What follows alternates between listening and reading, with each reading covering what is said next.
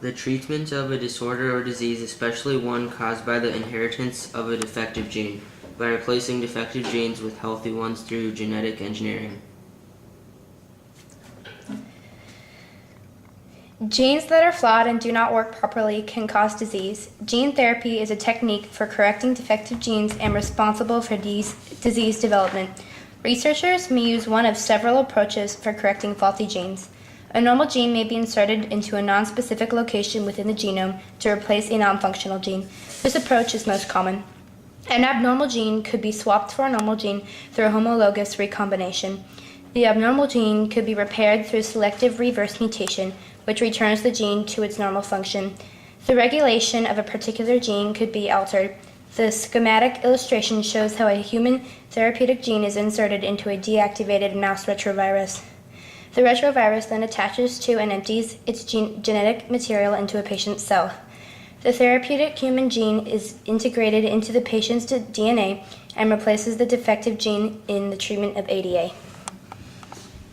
Of the many techniques which have been used to introduce new genes into cells, 4 are of particular interest for gene therapy. Transfection has been most extensively studied and has been used to put new genes into mice and men. Homologous recombination offers the promise of curing certain mutations in situ, but is still largely unexplored. Injection of new genes into the nuclei of single-cell embryos has had startling successes in animals. Although the development of gene therapy for cystic fibrosis was highly priority for many groups in academia and industry in the first 10 to 15 years after cloning the cystic fibrosis transmembrane conductance regulator gene, more recently active research into CF gene therapy is only being performed by a small number of committed groups.